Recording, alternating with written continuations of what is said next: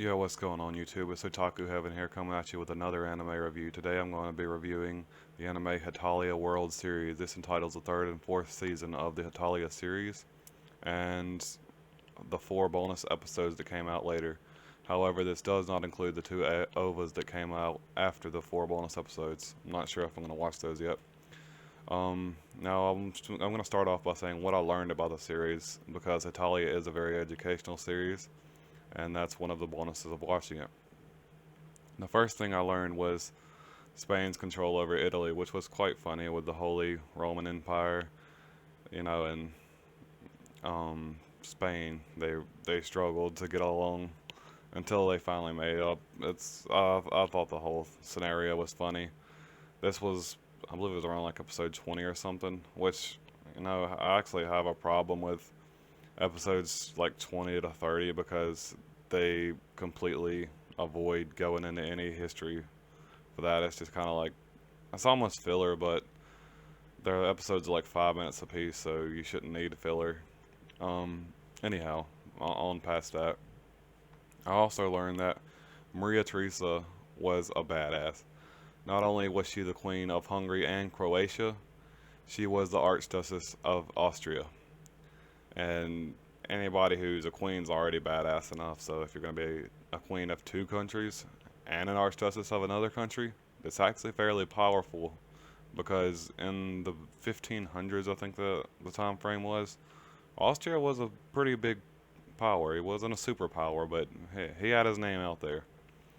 And the funniest thing I found was it was wrong, but I thought it was funny. America's bullying Japan about the whole whale incident. Basically, the Rothschild's banks was running America's sea waters out of the whale population. So they decided that they was gonna, kill some whales elsewhere. So they decided to go over to Japan and ask Japan to make them a market, open up two places, and respect all of its people. And Japan's like, what? No, this is some bullshit. But he had to agree because he was too weak. And so he basically said, all right, guess what? We're going to try to act like we can only speak Dutch. And America's like, we already had that. We thought you were going to do that. So we brought a Dutch interpreter. And that made me laugh pretty good. So I enjoyed that section. Um, Hetalia is really good for this comedy as well as his learning. Another thing I learned about was the union between Poland and Lithuania. The union between Poland and Lithuania was for a mutual benefit between the two. They basically pushed off the Teutonic Knights for a little while, or made it harder for the Teutonic Knights to attack them because they were scared that there was a bigger population between the two. So that was good for them. Now, the things that I have a problem with, it's not really a problem per se, but I just didn't really get anything out of it. Other people probably did. It was the Necotalia, and they really didn't do too much Chibitalia in this one, so I was fine with that.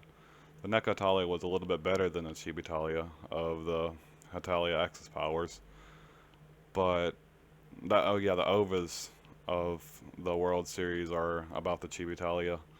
That's why I kind of stopped watching the OVA. I watched like 5 minutes of the first one. But overall, this Hetalia, it has considerably less history than Hetalia Axis Powers, the first 2 seasons.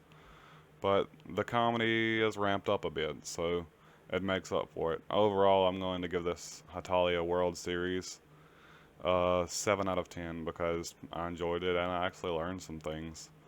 And it really wasn't bad. Although I did get tired of watching it sometimes. I should have finished a whole lot sooner. But anyway, that's it. Peace.